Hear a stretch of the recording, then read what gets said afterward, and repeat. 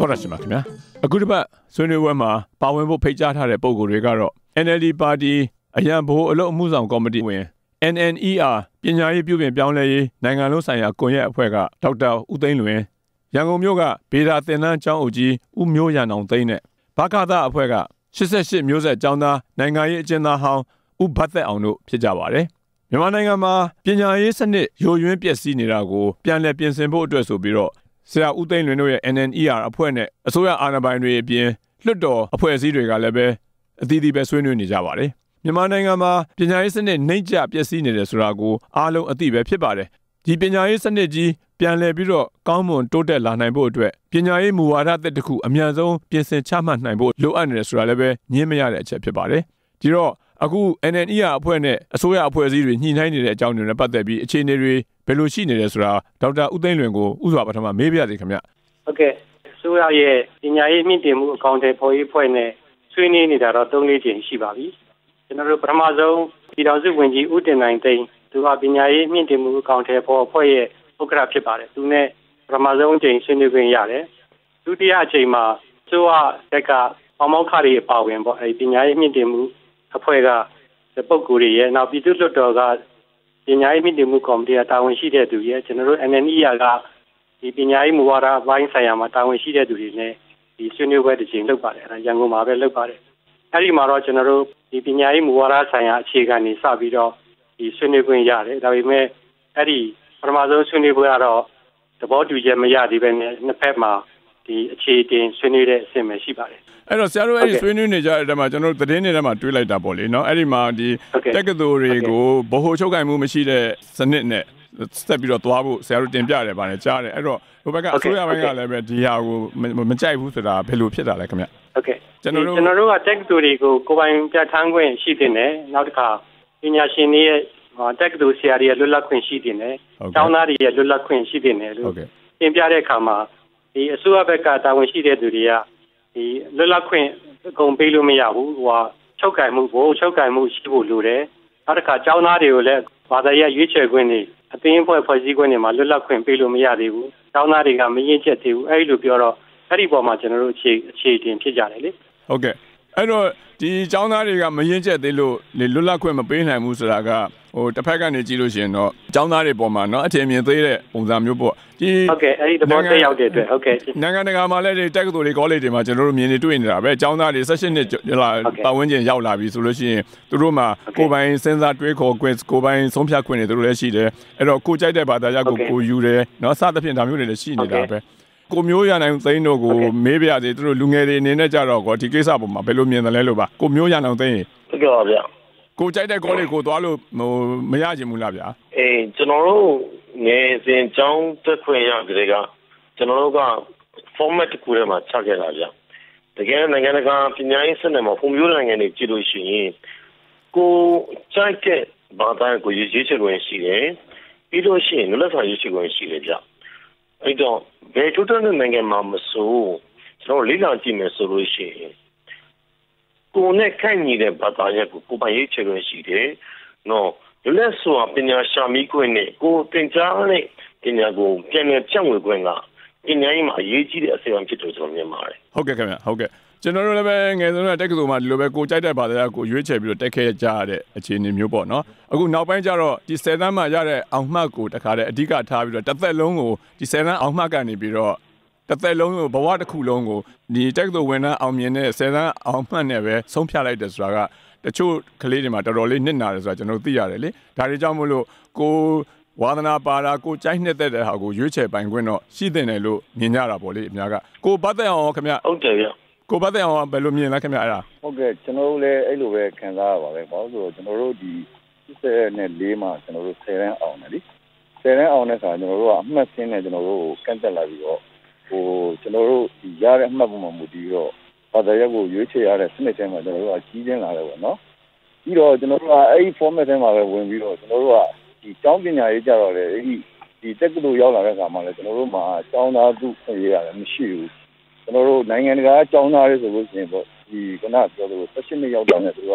ဒီတက္ကသိုလ်ကျောင်းသားဘဝကိုရောက်ပြီဆိုလို့ရှိရင်သူတို့မှာလွတ်လပ်စွာအသင်းဖွဲ့စည်းခွင့်တွေ လွတ်လပ်စွာဒီဘာသာရပ်တွေကိုပိုင်ကိုတိုက်နေတဲ့ဘာသာရပ်တွေကိုရှာဖွေရတဲ့ခွင့်လန်းတွေရှိတယ်ပေါ့ဗျာကျွန်တော်တို့မှာတော့အဲ့ဒါတွေကစိတ်သုံးခွင့်ရကျွန်တော်တို့ကဒီလွတ်လပ်စွာပညာမှုကိုအရင်လိုချင်တယ်ဗျာအခုခေတ်ကလေးတွေကိုကျွန်တော်တို့အခုညီငယ်တွေကိုအများကြီးပေါ့အဲ့လိုမျိုးတွေဖြစ်စေချင်တယ်ဗျာရစေချင်တယ်ဒီပညာမှုကြောင်းလဲစေချင်ဆရာဒေါက်တာသွင်းလင်းကိုဆက်ပြီးတော့မေးပြသေးခင်ဗျအဲ့ဒီခုနပြောသူကိုပိုင်ဆုံးဖြတ်ချက်နဲ့ဗဟိုချုပ်ကင်မှုမရှိတဲ့စနစ်မျိုးကိုပေါ်ထွက်လာဖို့ကနောက်ထပ်ဘယ်လောက်များညှိနှိုင်းကြအောင်မလဲခင်ဗျာအခြေအနေဘယ်လောက်များကုန်အောင်မလဲကျောင်းသားတွေကအခုလက်ရှိအခြေအနေမှာဆိုလို့ရှိရင်တော်တော်လေးကိုပဲအစင်တန်နှိမ့်ကြနေနိုင်ငံတကာမှာရှင်လိုက်လို့ရှိရင်လည်းပဲမြန်မာနိုင်ငံကကျောင်းသားတွေကအမျက်နှာငယ်ရတယ်လေဒီတော့ဒီပညာရေးစနစ်ကြီးတစ်ခုလုံးအမြန်ဆုံးပြန်လဲပြုပြင်နိုင်ဖို့အတွက်ကဘယ်လိုအခြေအနေတွေများလိုအပ်နေမလဲဆိုတာပြောပြပါအောင်လားဆရာဟုတ်ကဲ့ဆိုတော့ဘက်ကရင်တော့ချုပ်ကင်ထားတဲ့ချုပ်ကင်မှုတွေလွတ်လိုက်ပြီးတော့ဒီလွတ်လပ်ခွင့်ပေးမယ်ဆိုရင်ဒါအပြည့်လဲနိုင်တယ်အခုအနေနဲ့ကကျောင်းသားတွေကဆရာတွေကမိဘတွေကနင်းမြန်းပြီးတဲ့အခါကျတော့အားလုံးကဒီကိုဒေတာဆိုင်ရာလိုက်လွတ်လပ်ခွင့်လိုချင်တဲ့ကျောင်းသားတွေသူတို့တင်ယူခြင်းတဲ့ဘာသာကိုသူတို့ကိုယ်တိုင်ရွေးချယ်ခြင်းနဲ့ဆိုတော့အဲ့ဒါတွေအစိုးရဘက်ကအဲ့ဒါတွေကိုလိုက်လျောမယ်ဆိုရင်သူတို့ရဲ့ဘိုးချုပ်ကံမှုရှော့ချလိုက်ပြီးတော့ဒီပညာရေးလွတ်လပ်ခွင့်တွေပေးမယ်ဆိုရင်ဒီကိစ္စပြေလည်နိုင်တယ်အစိုးရကချုပ်ကင်နေဦးမယ်ဆိုရင်တော့အခုချုပ်ကင်ထားတဲ့အတွက်ဒီကျောင်းသားတွေမချေမနှက်ဖြစ်လာတယ်ဆရာများသမဂ္ဂကအစည်းအဝေးကိုတပိတ်မောက်ဖြစ်လာတယ်ဆိုတော့အဲ့ဒါချုပ်ကင်ထားတဲ့အတွက်ဒီကျိုးဆက်တွေဖြစ်နေတာလေနှစ်ပေါင်းများစွာလဲချုပ်ကင်တဲ့အတွက်ကျွန်တော်တို့နိုင်ငံပညာရေးကကျသွားတာဒီအစိုးရဘက်ကအဲ့ဒီအမြင်ပြောင်းပြီးတော့သူတို့ရဲ့ချုပ်ကင်မှုကိုလျှော့မယ်ကျောင်းသားတွေကကိုယ်ပိုင်ဆုံးဖြတ်ခွင့်ကိုပေးမယ်ဒီဆရာတွေရဲ့ဒီ academic freedom တွေရှိမယ်ဆိုရင်ဒါပြုပြင်ပြောင်းလဲမှုကမြန်မြန်ဖြစ်နိုင်တယ်ချုပ်ကင်မှုရှိနေမယ်ဆိုရင်တော့ဒါကချနိုင်တယ်အခုလောလောဆယ်မှာကဒီအစိုးရအဖွဲ့အစည်းတွေနောက်လွှတ်တော်မှာလည်းပဲဒီပညာရေးဆိုင်ရာမူဝါဒတွေသူတို့ဆွေးနွေးနေကြတာရှိတယ်လေကျွန်တော်တို့ကတော့ဘေးလူအနေနဲ့ကြည့်တာတော့ပညာရေးစနစ်ကြီးတစ်ခုလုံးမြန်ဆန်ပြောင်းလဲစေခြင်းနဲ့ဆန္ဒပဲရှိတာပေါ့ဟုတ်ကဲ့အဲ့တော့ကိုမျိုးရနိုင်သိန်းတို့ကရောဒီကိစ္စအပေါ်မှာဘယ်လိုမြင်လဲခင်ဗျာဆက်ပြီးတော့ဆွေးနွေးပါအောင်လားဟုတ်ကဲ့ကျွန်တော်ကိုပိုင်တွေ့ကြုံပါဗျာကျွန်တော်တို့ရှစ်တန်းကျောင်းသားပေါ့သိပ္ပံသူဘွေးစာခွဲလိုက်တယ်ကျွန်တော်တို့ကဘာမှမသိတဲ့အချိန်မှာသိပ္ပံရောက်သွားတယ်အဲ့တော့ကျွန်တော်ရွေးချယ်ခွင့်မရှိတော့ဘူးအဲ့တော့ကျောင်းတက်တော်နဲ့စက်မှုတက္ကသိုလ်ပေါ့ကျွန်တော် engineer ဖြစ်ခဲ့တယ်နော် engineer ပညာနဲ့ပဲစိတ်ဝင်စားဘူးဒါပေမဲ့အစောကြီးကပြတန်းခံလိုက်ရတော့ကိုဘာမှမသိတဲ့အချိန်မှာကျွန်တော်ကိုစိတ်ဝင်တဲ့ဘာသာရပ်ကိုကျွန်တော်ရောက်သွားတယ်ဗျတကယ်တမ်းကျတော့ပညာရေးဆိုင်ရာလွတ်လပ်ခွင့်ရနိုင်ငံရေးမှာအရေးကြီးတယ်ဗျဒီနေ့ဒီအနေနဲ့ကိုစိတ်ဝင်စားတဲ့ဘာသာရပ်ကိုပြီးကြရွေးချယ်ပြီးတော့မှတကယ်တင်ကြားခွင့်ရရှိခြင်းကအလုံးအရေးကြီးပါတယ်အခုဘိုးချုပ်ခိုင်မှုရှိနေတယ်ဆိုတာကလက်ရှိကျွန်တော်တို့နိုင်ငံသွားနေတဲ့ဒီတောင်လုံးစစ်နဲ့ကန့်ညီမှုမရှိပါဘူးတကယ်နိုင်ငံတကာကိုလေ့လာကြည့်မယ်ဆိုရင်ဘိုးတကယ်တမ်းပညာရေး policy ကိုအဓိကချမှတ်တာကပြည်내အစိုးရတွေကတိုင်းဒေသကြီးအစိုးရတွေကချမှတ်တာမှာပါအခုကဘိုးချုပ်အားနေတဲ့ဆိုတဲ့ကဒီလူတွေရဲ့အသိဉာဏ်ပညာပွင့်လင်းမှုကိုထိန်းချုပ်နေတယ်ဆိုတာကအာဏာရှင်စနစ်ပုံသဏ္ဍာန်မျိုးဆန်နေပါတယ်အရှင်တော့ကကျွန်တော်သိခဲ့တဲ့လုံငယ်နှစ်တွေနဲ့ဘာမှမချောင်းဖြစ်နေပါတယ်တကယ်တမ်းပြင့်ကြောင်းလင်းမှုကိုလိုလားမယ်ဆိုလို့ရှိရင်လူတိုင်းရဲ့လွတ်လပ်စွာရွေးချယ်ခွင့်နဲ့ပညာရေးဆိုင်ရာလွတ်လပ်မှုကိုအလေးထားတဲ့ policy ချမှတ်မှာဖြစ်ပါတယ်အဲ့တော့ပြီးခဲ့တဲ့အသိမှာမှားယွင်းတဲ့အခြေအနေကိုသင်ခန်းစာယူပြီးတော့အခုအချိန်မှာပညာရေးဆိုင်ရာလွတ်လပ်ခွင့်ကိုကျွန်တော်တို့တရားစဉ်းစားဖို့လိုပါပြီအကယ်၍အဲ့တော့မစဉ်းစားဘူးဆိုလို့ရှိရင်တော့မြန်မာပြည်ကအတိတ်တုန်းကအတိုင်းပင်ဘလုံးမအသုံးမကျတဲ့ကျောင်းတွေရဲ့ဘလုံးမသုံးစားလို့မရတဲ့ဘွဲရတွေပဲဆက်ရနေအောင်ပါဟုတ်ပါတယ်ခင်ဗျကျွန်တော်တို့အခုနိုင်ငံရခြားသွားတဲ့လာတဲ့အခါတွေမှာကျွန်တော်တို့မြင်ရကြားရတာတွေပေါ့နော်မြန်မာနိုင်ငံကနေပြီးတော့ BA အောင်ခဲ့တယ် BSc အောင်ခဲ့တယ်ဆိုပြီးတော့ဘွဲရလာတယ်ဆိုတဲ့လူတွေကဒီအခုစင်ကာပူနိုင်ငံမျိုးတွေမှာဟာအိမ်ပေါ်ဝင်ပြီးတော့လုံနေရတယ်တော်တော်ကိုရင်နာဖို့ကောင်းတယ်ကျွန်တော်နိုင်ငံအနေနဲ့လည်းပဲတော်တော်ကိုသိက္ခာကျတဲ့ကိစ္စပါဘာလို့ဖြစ်ကြတာလဲဆိုတော့သူတို့ကဗမာပြည်ကအောင်လာတဲ့ចောင်းသားတွေဟာအဆင့်တန်းမမှီဘူးဆိုတော့သူတို့ပြောကြတယ်ဒီလိုဖြစ်တဲ့ကိစ္စတွေကိုကျွန်တော်တို့ပြန်ပြီးတော့ဆရာဦးသိန်းလွင်တို့လည်းပဲဒါတွေကြောင့်မလို့ဒီပညာရေးမူဝါဒကိုเนาะပြုပြင်ပြောင်းလဲဖို့တင်ပြနေကြတာပါကျွန်တော်တို့သဘောပေါက်ပါတယ်ကျွန်တော်တို့အခုနိုင်ငံသားမှာမြင်ရတွေ့ရတယ်ဗျာမြန်မာနိုင်ငံကနေပြီးတော့ BA တပိုင်းတန်းလန်းနဲ့ရောက်လာတယ်နိုင်ငံခြားရောက်လာပြီးတော့ तू ကဝါသနာပါတာကစေးပညာဝါသနာပါတာဗမာပြည်မှာအခြေအနေအရခုနပြောသူ10တန်းအောင်လက်မှတ်နဲ့စေးချောင်းမမီဘူးဆိုပြီးတော့ तू က BA လိုင်းကိုရောက်သွားတယ်ဒီတော့ဒီနိုင်ငံခြားရောက်လာတဲ့အခါကျတော့သူ့မှာအရေးချင်းရှိတယ်ဆိုရင်ဒီကျောင်းသူကျောင်းသားရဲ့သူ့ရဲ့ပင်ကိုအရေးချင်းဝါသနာကိုသူတို့ကြည့်တယ် စစ်ဆေးတယ်ပြီးတော့ပြီးတော့တင်ယူခွင့်ပေးတယ်ဒီတော့ခုနပြောတဲ့ဒီကလေးမလေးကအခုအမေရိကမှာသူကစေပညာအောင်ပြီးတော့ဆရာဝန်ဖြစ်သွားတယ်မြန်မာနိုင်ငံမှာဆိုရင်သူကခုနပြော10သန်းမှာအောင်မှတ်ကမပြည့်တဲ့အတွက်ကြောင့်ဆေးကြောင်းမရဘဲနဲ့ရိုးရိုးပဲ BA အောင်ရမယ်ဆိုသူ့ရဲ့ဘဝရှိရတမျိုးဖြစ်သွားမှာပေါ့လေအဲ့တော့အလားတူပဲနောက်ပြီးတော့ဒီမှာကျွန်တော်တို့တွေ့ရတာရိုးရိုးတန်းတန်း BA ဘွဲ့ရတယ် BA ဘွဲ့ရပြီးတော့မှသူကစိတ်ပြောင်းသွားပြီးတော့သူဒီ BA နဲ့တော့သူ့ဘဝကိုဆက်ပြီးတော့မသွားကျင်တော့ဘူးသူသိပ္ပံဘက်ကိုသူအာရုံစိုက်မယ်ဆိုပြီးတော့ကွန်ပျူတာလိုင်းလိုက်ပြီးတော့တခါကွန်ပျူတာမာစတာဘွဲ့ရတယ်ဆိုတော့ဒီလိုကိုဝါသနာပါတာကိုလှုပ်ချင်တာကိုအခြေအနေရပြုပြင်ပြောင်းလဲပိုင်ခွင့်ဟာလူတိုင်းမှာရှိနေတယ်လို့ယူဆတာပေါ့နော်အဲ့တော့ဆရာတို့မြန်မာနိုင်ငံမှာဒီလိုအခြေအနေတွေဖြစ်လာနိုင်မလားခင်ဗျအခုကျွန်တော်တို့ NNE ရဲ့အတင်ပြချက်ကတော့ဒီကျောင်းသားတွေသူတို့ဝါသနာပါတာရွေးချယ်ခွင့်ရှိရမယ်နောက်သူတို့ရဲ့ဘဝတက်တာတင်ယူပိုင်ခွင့်ရှိရမယ်ဘယ်တက်ရွယ်မဆိုသူတို့တင်ယူပိုင်ခွင့်ရှိရမယ်ပထမရွေးချယ်ထားတဲ့အသက်မွေးဝမ်းကြောင်းပညာရက်ကသူဆက်ပြီးတော့သူမလုပ်ချင်တော့ဘူးနောက်တစ်ခုပြောင်းကျင်နေဆိုရင်ပြောင်းပိုင်ခွင့်ရှိရမယ်အဲ့လိုမျိုးကိုကျွန်တော်တို့ NNE ကကျောင်းသားတွေရဲ့သဘောဆန္ဒမေးပြီးတော့တင်ပြထားပါတယ် NNE ရဲ့မူဝါဒတာဆောင်ရွက်နိုင်မယ်ဆိုရင်ကျောင်းသားတွေလွတ်လပ်လပ်သူတို့သင်ကျင်တဲ့ဘာသာကိုတင်ယူပိုင်ခွင့်ရှိမယ်သူတို့ကြိုးစားအားထုတ်ပိုင်ခွင့်ရှိမယ်သူတို့တစ်သက်ပတ်လုံးဘယ်ချိန်မဆိုပညာသင်ယူနိုင်တဲ့အခွင့်အရေးရမှာပါခင်ဗျဟုတ်ကဲ့ခင်ဗျဟုတ်ကဲ့အဲ့တော့ခုနပြောခဲ့လို့ပေါ့ဒီလူတယောက်ကဒီ10သန်းမှရတဲ့အောင်မှတ်နဲ့ပဲဘဝတစ်လျှောက်လုံးကိုဆက်ပြီးတော့နော်လှမ်းရမယ်ဆိုတာမျိုးမရှိသင့်တော့ဘူးဒါဟာကျွန်တော်တို့အခုရှောက်လှမ်းနေတဲ့ဒီမိုကရေစီလမ်းစဉ်နဲ့လည်းမကိုက်ညီတော့ဘူးဆိုတော့ဒါတွေကိုပြုပြင်ပြောင်းလဲဖို့ကဘာတွေလိုအပ်လာမလဲဘယ်လိုပြည်သူတွေဘက်ကကျောင်းသူကျောင်းသားတွေဘက်ကရောဘာတွေလုပ်ကြရမလဲဒီအကြောင်းတွေဆက်ပြီးတော့ဆွေးနွေးစေချင်ပါတယ်ခင်ဗျကျွန်တော်ကဘီတုကအင်ဂျင်နီယာကြောက်ပေါ့ကျွန်တော်ဘီတုကအင်ဂျင်နီယာနဲ့ပတ်သက်ပြီးကျွန်တော်ဘာမှမသိခဲ့ဘူးကျွန်တော်လက်ရှိစိတ်ဝင်စားတာလည်းနိုင်ငံရေးပညာရဲ့သင်ကြားခွင့်လည်းမရခဲ့ဘူးကျွန်တော်ကပညာရေးဝန်ကြီးဌာနထားရှိခြင်းအပေါ်မှာတော့တိတ်သဘောမတူဘူးပြည်ထောင်စုအဆင့်ပညာရေးဝန်ကြီးဌာနပြီးပြည်နယ်တကယ်တမ်းပြည်နယ်အဆင့်ပညာရေးဝန်ကြီးဌာနတွေကို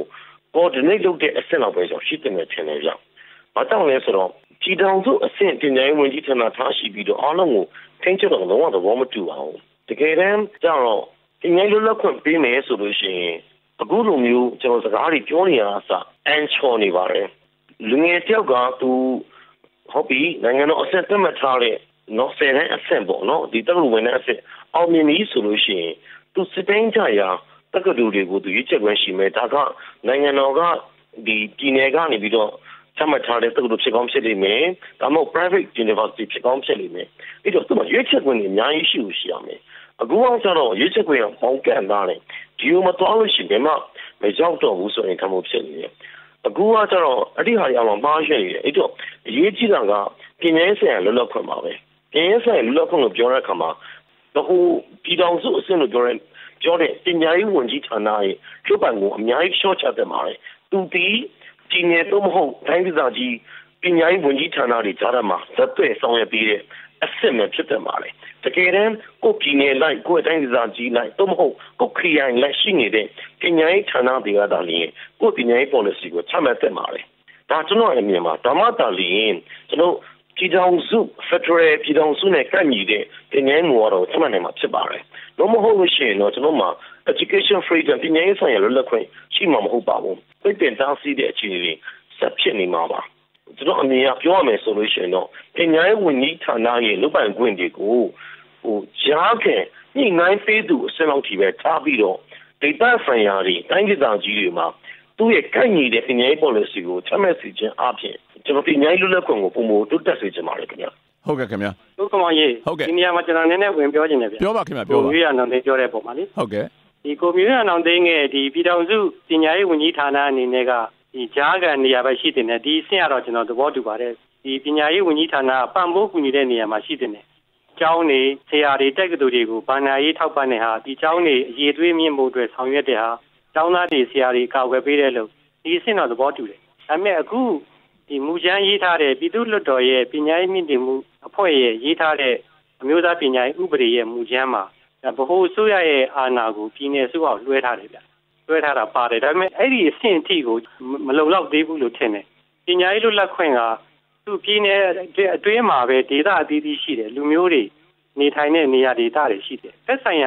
ာဒေသတွေရဲ့လွတ်လပ်ခွင့်တွေရှိတဲ့နယ်လို့ကျွန်တော်ကမြင်တယ်ဘာကြောင့်လဲဆိုတော့သင်ရိုးညွှန်းလွတ်လပ်ခွင့်ဗျာပညာရေးဆိုရင်သက်ဆိုင်ရာဒေသထဲမှာရှိတဲ့လူမျိုးတွေကတရံတယောက်မတူညီတဲ့ယဉ်ကျေးမှုတွေဘာသာစကားတွေ တန်ဖိုးထားမှုတွေသမိုင်းတွေရှိတယ်အဲ့ဒါတွေကိုလွတ်လပ်စွာဖွံ့ဖြိုးနိုင်တဲ့ပြည်ညနာမှုဖြစ်ဖို့လိုတယ်အဲ့ဒါကြောင့်ပညာရေးလွတ်လပ်ခွင့်ကဟိုဒေတာကလေးတွေအထိကျောင်းအဆင့်အထိလွတ်လပ်ခွင့်ရှိဖို့လိုတယ်ပြည်နယ်အစိုးရအဆင့်နဲ့ရထားလို့မရဘူးလို့ကျွန်တော်ပြောချင်တာပါသက်ဆိုင်ရာဒေတာအထိကျောင်းအထိလွတ်လပ်ခွင့်ရှိတဲ့နဲ့သက်ဆိုင်ရာကျောင်းလိုက်သူ့ဒေတာမှာရှိတဲ့တန်ဖိုးတွေကိုထည့်သွင်းသင်ကြားနိုင်တဲ့ပြည်ညနာဆိုင်ရာလွတ်လပ်ခွင့်ရှိဖို့လိုတယ်နောက်တစ်ခါဆရာတွေခန့်ထားခွင့်အခုကဘိုးအုပ်ချုပ်တဲ့အစိုးရကနေပြီးတော့မှ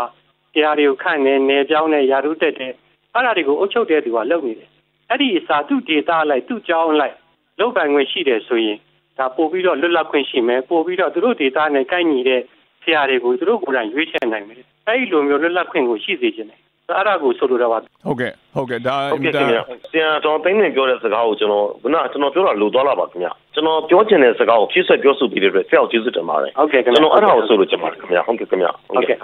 ကိုဘတ်တဲ့အောင်ခင်ဗျဘာများပြောစရာရှိပါလဲဟုတ်ကဲ့ကျွန်တော်တို့ကတော့ကျောင်းသားသမဂ္ဂ site ဘက်ကနေကျွန်တော်တို့ကြည့်ပြောမယ်ဆိုတော့ဗျာကျွန်တော်ကဒီတက္ကသိုလ်ပညာရေးကောင်စီမှာကျွန်တော်တို့ကျောင်းသားတွေဟာဒီကျောင်းသားတွေလည်းပါတယ်ပေါ့နော်အဲ့ဒီကောင်စီမှာကျောင်းသားတွေကကိုဒီကျောင်းသားတို့သင်ကြားလို့တဲ့ပညာရေးစနစ်တွေကိုကျောင်းသားတွေကဒီသင်ပြပြီးတော့ဆွေးနွေးနိုင်တဲ့ပုံစံမျိုးတွေကျွန်တော်တို့အရင်တော့ဒီတွေ့ကြရတယ်ပေါ့ဗျာအဲ့မျိုးစနစ်မျိုးတွေပေါ့ဗျာကျောင်းသားသမဂ္ဂတွေပေါ်ပြီးတော့ကျောင်းသားတွေကသူတို့သင်လို့တဲ့ပညာရေးစနစ်တွေကိုနိုင်ငံတကာနဲ့ညီသိလာဆိုသူကျောင်းတွေမှာသင်ကြားနိုင်တဲ့စနစ်မျိုးအဲ့လိုကျောင်းသားသမဂ္ဂအဖွဲ့အစည်းတွေများများပေါ်ပေါက်လာနိုင်တော့ပိုကောင်းမယ်လို့ကျွန်တော်ထင်ပါတယ်ဟုတ်ကဲ့အဲ့တော့ခုနကဆရာဦးသိန်းလွင်ပြောသွားတဲ့စကားအတိုင်းပေါ့ဒီကျောင်းတွေတက္ကသိုလ်တွေလာပညာသင်ကျောင်းတွေမှာကိုယ်ပိုင်အုပ်ချုပ်ခွင့်နဲ့ကိုယ့်ရဲ့သင်ရိုးညွှန်းတမ်းနဲ့ကိုယ့်ရဲ့မူဝါဒကိုချပြီးတော့ကိုယ်ကျောင်းကောင်းတဲ့ကောင်းအောင်ကြိုးပမ်းဆောင်ရွက်ကြတဲ့အခါကျတော့တက္ကသိုလ်တွေကျောင်းတွေကလည်းတစ်ခုနဲ့တစ်ခုအပြိုင်ဆိုင်ဖြစ်လာတယ်အပြိုင်ဆိုင်ဖြစ်လာတဲ့အညီသူတို့ရဲ့ပညာရေးအဆင့်တန်းလည်းပဲသူတွေတနာလောက်တာတွေနော်သင်ကြားမှုတွေခုနပြောတဲ့ဆရာဆရာမတွေကိုကြိုက်တဲ့ဆရာဆရာမကိုရွေးခံတယ်ဆိုတော့ကျောင်းတစ်ကျောင်းနဲ့တစ်ကျောင်းအပြိုင်ဆိုင်သူ့ရဲ့ငါကောင်းတဲ့ကောင်းအောင်စူးစမ်းလာကြတော့ဒီပညာရေးစနစ်တစ်ခုလုံးကမြင့်မားပြီးတော့ကျောင်းသားတွေအရေးချင်းတွေတိုးတက်လာတာဒါကျွန်တော်တို့အခုဒီမှာမြင်နေတွေ့နေရတာပေါ့လေအခုဆရာတို့အခုကြိုးပမ်းနေတဲ့ဒီမူဝါဒညှိနှိုင်းဆွေးနွေးပွဲတွေရဲ့ရှေ့အလားမျှော်လင့်ချက်အနေနဲ့ရောဘယ်လိုများပြောနိုင်ပါလဲခင်ဗျဟုတ်ကဲ့နောက်ထပ်ကျွန်တော်တို့ဆက်ဆွေးနွေးဖို့တော့ကျွန်တော်တို့လက်ရှိပညာရေးရဲ့ယာယီဝန်ကြီးနဲ့ဆွေးနွေးထားတာရှိတယ်နောက်ထပ်ကျွန်တော်တို့အရင်ဆုံးအခြေခံမူဝါဒတွေညှိနှိုင်းဖို့အခြေခံမူဝါဒတွေကဒီမိုကရေစီနည်းကျဖို့ပြည်သူလူထုဆန္ဒနဲ့ကိုက်ညီတဲ့မူဝါဒတွေဖြစ်ဖို့အဲ့ဒါတွေကျွန်တော်တို့ဆက်လက်ညှိနှိုင်းဖို့ဆိုပြီးတော့တိုင်ပင်ထားတာရှိပါတယ်ခင်ဗျဟုတ်ကဲ့ကျွန်တော်တို့ဆက်ပြီးတော့ဆွေးနွေးသွားပါမယ်ဟုတ်ကဲ့အဲ့ဒီအခြေခံမူတွေတူပြီးဆိုရင်တော့ကံပညာရေးရဲ့ကဏ္ဍတစ်ခုချင်းစီလိုက်ပြည်ညွှန်းနှံတွေဘယ်လိုဖြစ်တင်တယ်လဲဆရာတက်တင်ပညာရေးတွေဘယ်လိုဖြစ်တင်တယ်လဲတက္ကသိုလ်တွေရဲ့ကိုယ်ပိုင်အုပ်ချုပ်ရေးဘယ်လိုလုပ်မလဲအဲ့ဒါတွေကိုကျွန်တော်တို့ဖြစ်ဆက်ပြီးတော့ဆွေးနွေးသွားဖို့ရည်ရွယ်ထားပါတယ်ခင်ဗျမြန်မြန်ဆန်ဆန်နဲ့ပြီးမြောက်ဖို့အလားအလာရှိပါလားခင်ဗျအခုလက်ရှိအနေထားအရအထိရတော့အစိုးရဘက်ကသူတို့တုံ့ဆိုင်နေတာရှိတယ်အစိုးရဘက်ကပါဝင်တဲ့အဖွဲ့အစည်းတွေမှာတုံ့ဆိုင်နေတာရှိတယ်နောက်အစိုးရအဖွဲ့ကခံထားတဲ့လုပ်ငန်းအဖွဲ့အခုအစိုးရအဖွဲ့ဘက်ကလုပ်ငန်းအဖွဲ့18ဖွဲ့ဖွဲ့ပြီးတော့ဌာနတစ်ခုချင်းစီလိုက်သူတို့မူဝါဒမူချမ်းတွေရေးနေတယ်အဲ့ဒါတွေကျွန်တော်တို့ဖတ်ကြည့်တဲ့အခါကျတော့အဟောင်းနေဖြစ်နေတာတွေ့တယ်အခုစီအစိုးရလက်ထက်ကလှုပ်ထားတဲ့အလုပ်တွေပဲပြန်ရေးထားတော့အဲ့ဒါတွေကိုကျွန်တော်တို့ထောက်ပြတယ်လေငကိုအဟောင်းမဖြစ်တင်ဘူးဒီမိုစီနီးကြတဲ့ပြုပြင်ပြောင်းလဲမှုစိတ်ကူးအစ်စ်နဲ့ဒီပြုပြင်ပြောင်းလဲမှုအစ်စ်ကိုဖြစ်ဖို့လိုတယ်ဆိုတော့ကျွန်တော်တို့အဲ့ဒါတင်ပြတယ်အဲ့ဒါတွေတင်ပြလို့သဘောတူပြီဆိုတော့ကျွန်တော်တို့ဆက်လက်ဆောင်ရွက်သွားမှာပါအခုချိန်ထိကတော့ဒီအခက်အခဲရှိနေသေးတယ်ဝန်ကြီးဌာနဘက်ကတော့ပြောပါတယ်သူတို့အစိုးရအနေနဲ့ကတော့ဘာမှမူဝါဒကိုကြိုတင်ချပေးတာမရှိပါဘူးလို့ပြောတယ်ဝန်ကြီးဒေါက်တာမျိုးမြင့်လည်းပြောတယ်ဒါပေမဲ့ကျွန်တော်တို့နဲ့ဆွေးနွေးရတဲ့ဘာမှကချုပ်ကြီးတွေကသူတို့ကဒီချုပ်ကံမှုလိုတယ်ဆိုတာကိုပြောနေကြတယ်ဆိုတော့အဲ့ဒီမှာသွားအဟန့်တာဖြစ်နေတယ်အဲ့ဒီဓာတ်စီတွေကြော်လွှားနိုင်ပြီဆိုရင်တော့ကျွန်တော်တို့ဆွေးနွေးပွဲတွေဒီတက်ကိုကောင်းလာပြီးတော့ပြုပြင်ပြောင်းလဲမှုကမြန်မြန်ဆန်ဆန်ဖြစ်လာနိုင်မှာပါဟုတ်ကဲ့ခင်ဗျဟုတ်ကဲ့ကျေးဇူးများတင်ပါတယ်ခင်ဗျအဲ့တော့ခုနကကိုဘတ်သက်အောင်ပြောသွားတဲ့အထက်မှာကျောင်းတွေမှာပညာရေးသင်ရိုးညွှန်းတမ်းပါညာရေးဆိုတဲ့နေရာမှာကျောင်းသားတွေကနေပြီးတော့ပြောပိုင်ခွင့်ရှိဖို့ပါညာဆိုတာတကယ်လို့ကျောင်းတွေကတက္ကသိုလ်တွေဒီကျောင်းအထက်တန်းကျောင်းတွေအကုန်လုံးကကိုယ့်ဟာနဲ့ကိုယ်တီးခြားအုပ်ချုပ်ခွင့်နဲ့ကိုယ့်ဟာနဲ့ကိုယ်သွားနိုင်ပြီဆိုလို့ရှိရင်ကိုယ်စိတ်ကြိုက်ရွေးပြီးတော့တက်လို့ပြီးလို့ရတယ်ဆိုတော့ခုနကပြောတဲ့အကြံပေးချက်ကတော့တကယ်ဖြစ်နိုင်လားမဖြစ်နိုင်လားပြောရမှာတော်တော်ခက်တာပေါ့အဲ့တော့ညီကုန်းချုပ်အနေနဲ့ဘယ်လိုသဘောရဆိုပြောပါဗျကိုဘတ်သက်အောင်ဟုတ်ကဲ့အဲ့ဒါကျွန်တော်တို့အရင်ကျောင်းသားသမဂ္ဂတွေမှာကျွန်တော်တို့ပညာရေးကောင်စီပြည်ကျောင်းသားသမဂ္ဂရှေ့ကကျွန်တော်တို့ပတ်စနစ်ရှေ့ကကျောင်းသားကောင်းဆောင်ကြီးရာသူတို့ပညာရေးအဲ့လိုလွတ်လပ်ခွင့်ကိုလိုချင်တဲ့အတွက်ဒီမိုကရေစီပညာရေးကိုလိုချင်တဲ့အတွက်အာဏာပိုင်တွေကနေပြီးတော့ဒီပညာရေးစနစ်ကိုကျွန်တော်တို့ဘိုးဦးစီးစနစ်နဲ့တုတ်ကန်ပြီးတော့အဲ့လိုလိုမရအောင်ကျောင်းသားတွေမှာလည်းကျောင်းသားစုအခွင့်အရေးအနေနဲ့ဒီကိုသင်လိုတဲ့ပညာရေးစနစ်ကိုဒီ ဒီတင်ပြပိုင်ခွင့်ရှိတဲ့ဆွေးနွေးပိုင်ခွင့်ရှိတဲ့အဲ့လိုလှုပ်ဆောင်ခဲ့တာတွေကိုတွေ့ကြရတယ်လေဒါကဒီတောင်းသမားကအဖွဲ့အစည်းတွေမှာအဲ့လိုအခွင့်အရေးမျိုးတွေပေါ့ဗျာကျွန်တော်တို့တောင်းတာတို့တွေမှာရှိနေဆိုရင်တော့ကျွန်တော်တို့ဒီပညာရေးစနစ်ကပို့ပြီးတော့ကောင်းလာမယ်လို့ကျွန်တော်ယုံကြည်တယ်ဗျာဟုတ်ကဲ့ဒါအခုကျွန်တော်တို့မြန်မာနိုင်ငံမှာလက်တွေ့ကြုံတွေ့နေရတဲ့အခြေအနေနဲ့တော့အဲ့လိုចောင်းသားတွေဘက်ကနေပြီးတော့ပြောပိုင်ခွင့်ဆိုပိုင်ခွင့်ရှိဖို့လိုမှာပေါ့လေတကယ်လို့များဒီတဲ့ပို့ပြီးတော့ကျေကျေပြန့်ပြန့်နဲ့ចောင်းကြီးတွေကိုဟာနဲ့ကိုတီးခြားရပ်တည်နိုင်တယ်ကိုဟာနဲ့ကိုတီးခြားတတ်မှတ်နိုင်တယ်ဆိုတဲ့ခါကျရင်တော့အခြေအနေနဲ့တစ်မျိုးဖြစ်လာမယ်လို့ထင်ပါတယ်ကဲအဲ့တော့ကျွန်တော်အချိန်နဲ့နဲလာပါခင်ဗျာကိုမျိုးရန်အောင်တဲ့ရဲ့ညီကုန်းချုပ်သုံးသပ်ချက်ကလေးကြားပြစေဒီမိုကရေစီဆိုတာလူထုအုပ်ချုပ်ရေးစနစ်ကြောင့်လူထုအုပ်ချုပ်ရေးစနစ်ဆိုတာလူထုရဲ့အသိပညာရေးခြင်းမြင့်မားမှုကအရင်အရေးကြီးပါတယ်နော်ချက်ကဖက်ဒရယ်ပြည်ထောင်စုစနစ်မှာတူကွဲပြားမှုတွေရှိနေပါတယ်အဲ့တော့ပညာရေးစနစ်ကိုအရင်တော့လည်းဘိုးချုပ်ကင်ထားအောင်မယ်ထိန်းချုပ်ထားအောင်မယ်ဆိုရင်တော့လက်ရှိတွားနေတဲ့သမရိုက်တို့နော်လို့ကတော့ပြောနေတဲ့ပုံစံနဲ့လုံးဝလဲချော်နေတယ်ဗျအဲ့တော့ဘိုးချုပ်ကင်မှုဖြေလျှော့ဖြစ်မယ်ပြီးတော့ပညာရေးစနစ်နဲ့ပတ်သက်ပြီးလို့ရှိရင်ပညာရေးရဲ့လွတ်လပ်ခွင့်ကိုအပြည့်အဝပေးမှသာလျှင်ပုဂ္ဂလိကကျောင်းတွေထောင်းဝင်ပေးမယ်လွတ်လပ်စွာရွေးချယ်ရှိမှသာလျှင်ကျွန်တော်နိုင်ငံကလက်ရှိတွားနေတဲ့ဒီမိုကရေစီလမ်းကြောင်းနော်ပြည်တော်ဖက်ဒရယ်ပြည်ထောင်စုလမ်းကြောင်းနဲ့တိုင်းပြည်နဲ့ဖြစ်တယ်ဆိုတဲ့အလို့ကျွန်တော်ပြောလိုပါတယ်ပညာရေးစနစ်ကဒီမိုကရေစီစနစ်အကူပြောင်းရဲ့အသက်ပါပဲအဲ့ဒါကမှမကူပြောင်းနိုင်ဘူးဆိုရင်တော့အဲ့ဒီပညာရေးစနစ်ကိုအပြောင်းနဲ့မလုပ်နိုင်ဘူးလက်ရှိဘိုးချုပ်ကံမှုထိန်းချုပ်ထားနေမယ်ဆိုရင်တော့လက်ရှိဒီမိုကရေစီအသွင်ကူးပြောင်းရေးပုံသဏ္ဍာန်ဟာမအောင်မြင်နိုင်ဘူးလို့ပဲကျွန်တော်ညီကုန်းချုပ်ပြောပြစီခင်ဗျာဟုတ်ကဲ့ခင်ဗျာအခုဒေါက်တာသိန်းလွင်တို့လိုပညာရှင်တွေကလည်းပဲဒါတွေကိုပဲသူတို့ကြိုးပမ်းနေကြတာပဲပေါ့လေအဲဒီတော့ဒီဆရာဦးသိန်းလွင်တို့လိုပုံကိုယ်တွေကိုပဲကျွန်တော်တို့အားကိုးပြီးတော့ပညာရေးစနစ်အသစ်ကြီးအမြန်ဆုံးပေါ်ထွက်လာပါစေလို့ဆုတောင်းရင်းနဲ့ဒီစကားဝိုင်းကိုညီကုန်းချုပ်ရမှာပေါ့ခင်ဗျာပါဝင်ပြီးတော့ဆွေးနွေးပေးခဲ့ကြတဲ့ပညာရေးပြုပြင်ပြောင်းလဲရေးနိုင်ငံလုံးဆိုင်ရာကွန်ရက်အဖွဲ့ဝင်ဒေါက်တာဦးသိန်းလွင်နဲ့ဗေဒသင်တန်းကျောင်းအကြီးဦးမျိုးရန်အောင်သိန်းဘာကာသအဖွဲ့က88မျိုးဆက်ကျောင်းသားဟောင်းနိုင်ငံရေးကျင်းသားဟောင်းကိုဘတ်သက်အောင်တို့ကိုကျေးဇူးတင်ရှိကြောင်းပြောကြားပါရစေခင်ဗျာတောတာရှင်ပေါင်းကိုစိတ်နှပြကျမ်းမာရှင်လန်းကြပါစေ